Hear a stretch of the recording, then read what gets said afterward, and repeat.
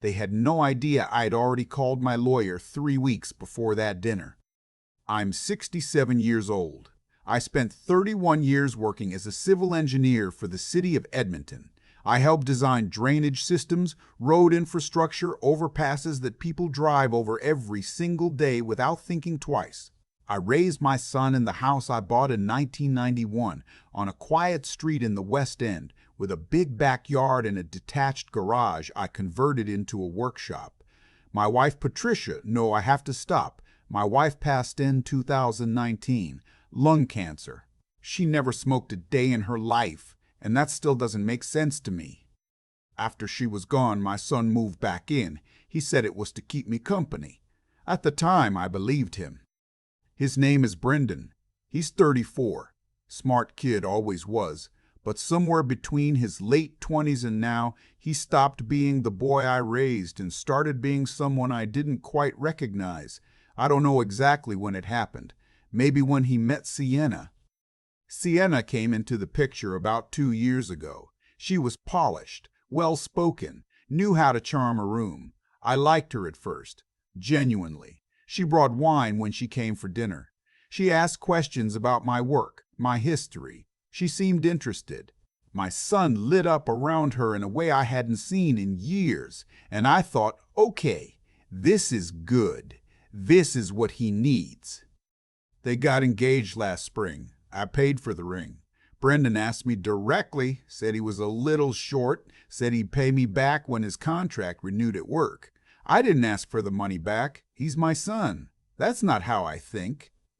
They moved in together, into my house, about 8 months ago. It made sense on paper.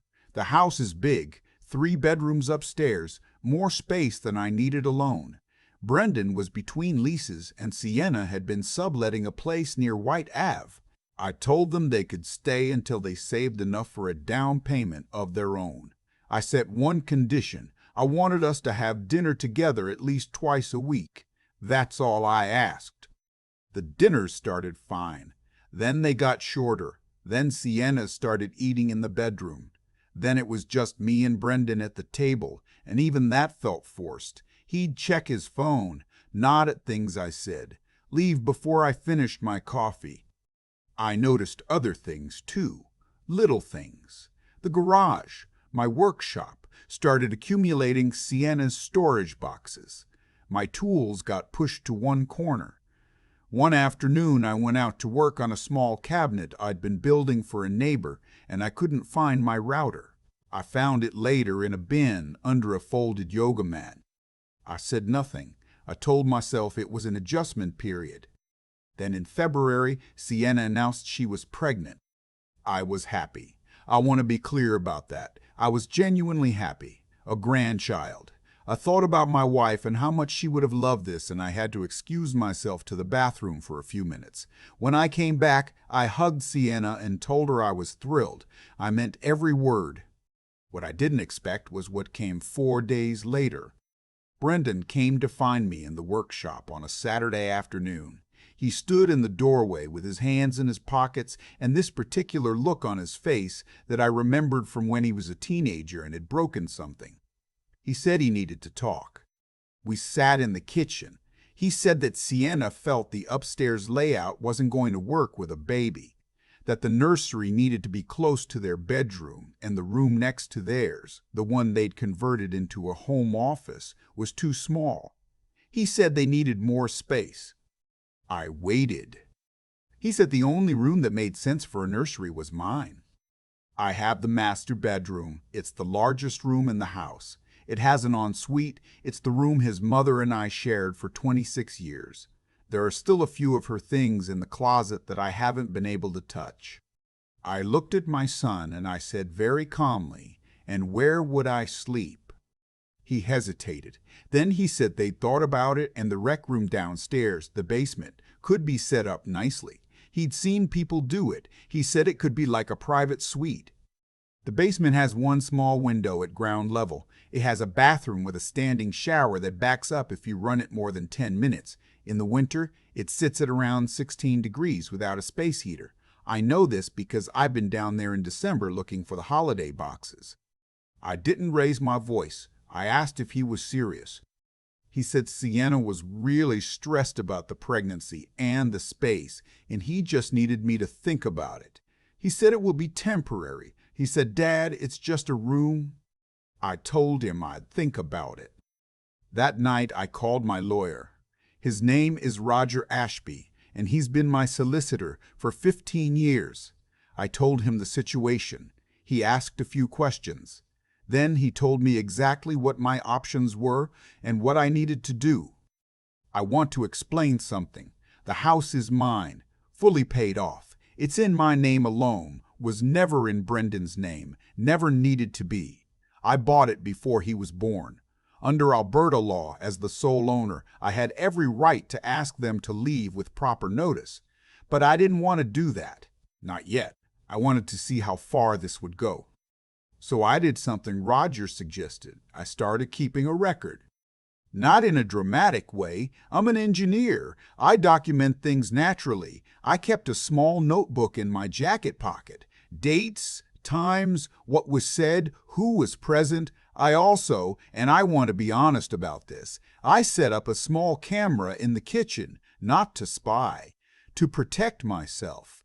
Roger told me that in Alberta, recording in a shared private residence is legally complicated, but that I should keep it regardless for my own documentation.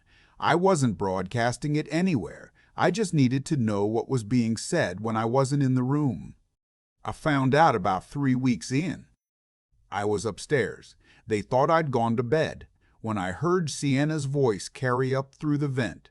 She was on the phone with someone, her sister, I think, because she mentioned her name.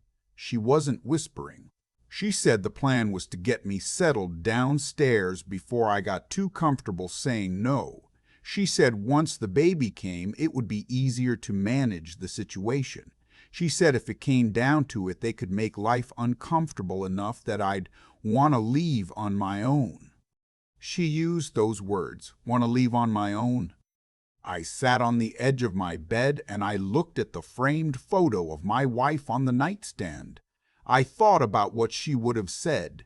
She had a saying. She used it when Brendan was being difficult as a teenager. She'd say, "Don't fight the wave, just know where the shore is." I used to think that was too passive. Standing there at 67, in the house I'd owned for 33 years, I finally understood what she meant. I knew where the shore was. The next morning, I agreed to move to the basement. Brendan looked relieved in a way that broke my heart a little. Sienna smiled and said she really appreciated my flexibility. I said, of course, family comes first. I moved my things downstairs over a weekend. My son helped carry boxes. He kept saying it would only be for a year, maybe less. He kept saying it. I think he was trying to convince himself as much as me. I set up the space as well as I could, bought a proper mattress, a good lamp, a small electric baseboard heater, made it livable, and then I got to work. I called Roger again on the Monday. I told him what I'd heard through the vent, and I told him I was ready to move forward. He said, given the circumstances, we had a strong position. He walked me through what I needed to do and when. What most people don't know about me is that I also own a second property, a small house in Sherwood Park that I've been renting out since 2014. My tenant, a quiet, retired nurse named Beverly, who has been there 8 years, had given me notice in January that she was moving to be closer to her daughter in Victoria. She was leaving at the end of April. I'd been quietly arranging to have the property freshened up, new paint, new fixtures in the bathroom, refinished floors. I hadn't said a word about this to Brendan. By the time April came, the Sherwood Park house was ready. On the first weekend of May, while Brendan and Sienna were at her parents' place in St. Albert for the afternoon, I moved my things out. Not everything, I wasn't sneaking. I left my furniture. What I took was personal, clothes, my tools from the garage, my wife's things from the closet, my files, the things that mattered. I left an envelope on the kitchen table. Inside was a letter, written clearly, in plain language.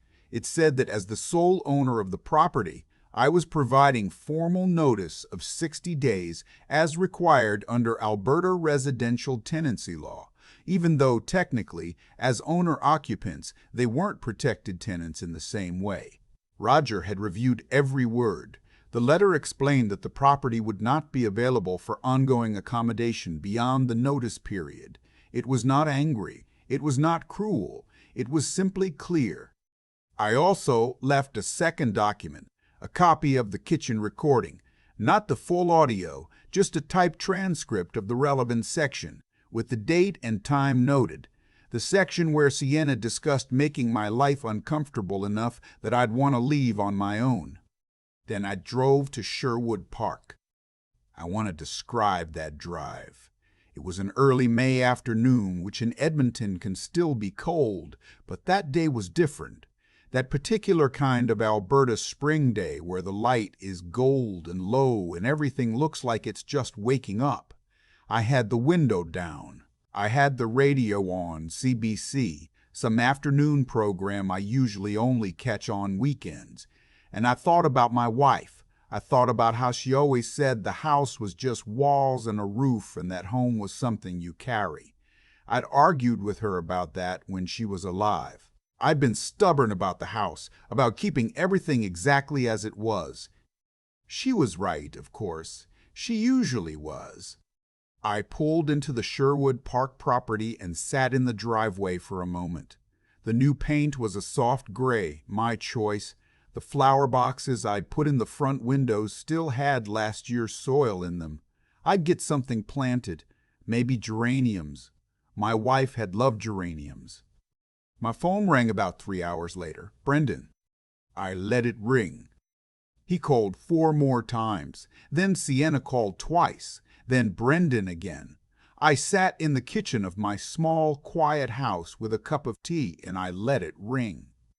He sent a text finally. Dad, what is this? What's happening? I texted back one sentence. The letter explains everything. Call Roger Ashby if you have questions. I put the phone face down on the table.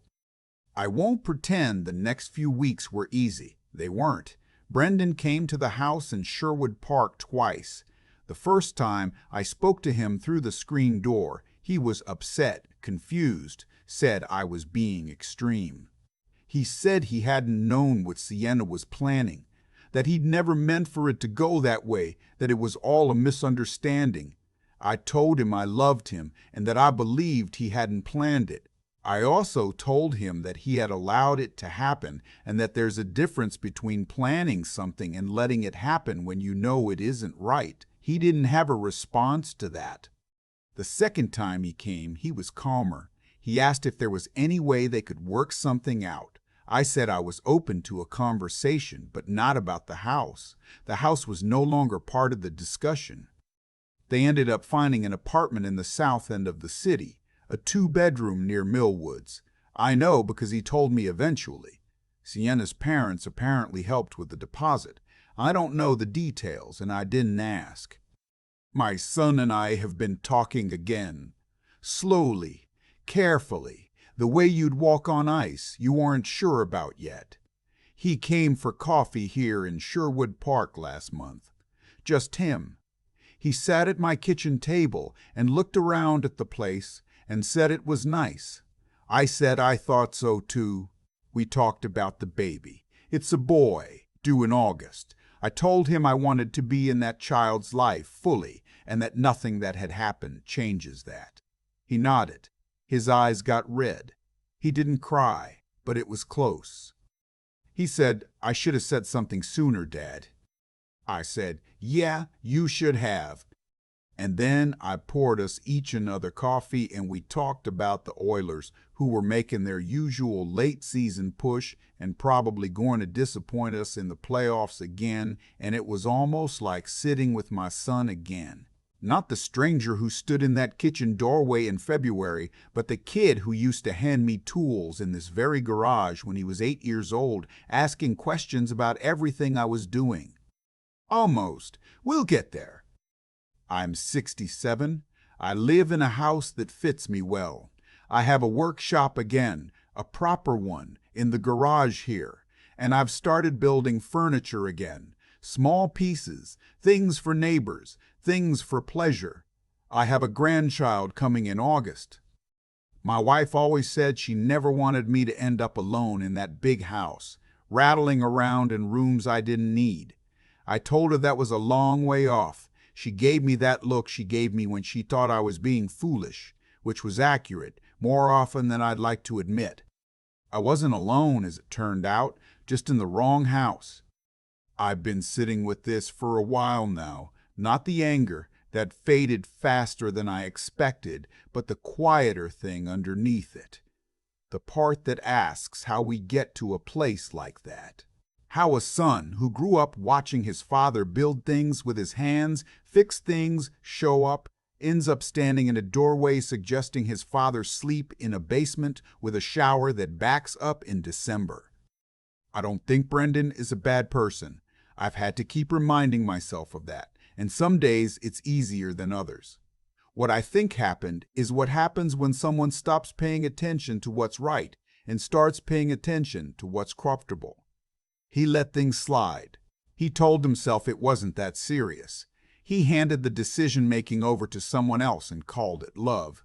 There's a cost to that, and eventually it always comes due, not as punishment. I don't believe life operates like a court handing down sentences, but as consequence, plain and simple. The choices you make shape the ground you're standing on. Brendan found out what happened when the ground shifted. What kept me steady through all of it wasn't anger and it wasn't pride. It was something closer to clarity. I'd spent 31 years as an engineer, and the one thing that work teaches you is that you have to see a situation as it actually is, not as you wish it were. The moment I sat on the edge of my bed that night and heard what Sienna said through the vent, I had a choice. I could tell myself I'd misheard, or that it would sort itself out, or that the kind thing was to wait and see. Or I could look at the situation honestly and respond to what was actually there. I chose the second one. That clarity, the willingness to see clearly even when it hurts, is the thing that made everything else possible. Without it, I'd have been down in that basement through the winter, convincing myself it was temporary. And then there's the matter of acting on what you know. Seeing clearly is one thing. Doing something about it is another. I'm 67.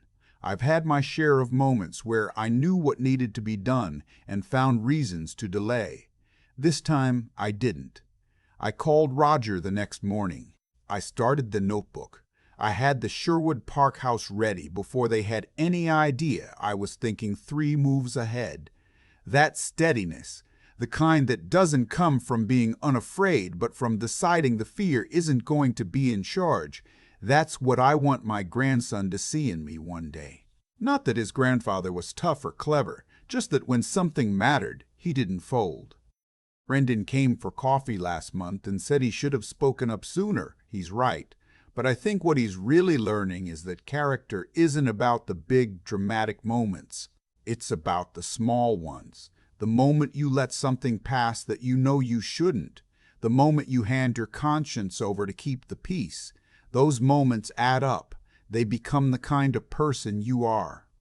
I'm not done being his father. That was never on the table. But I'll tell you what I hope. Honestly, I hope that when his son is old enough to ask questions, Brendan has something honest to say about this year, something that cost him enough that it stuck. That's worth more to me than the house ever was.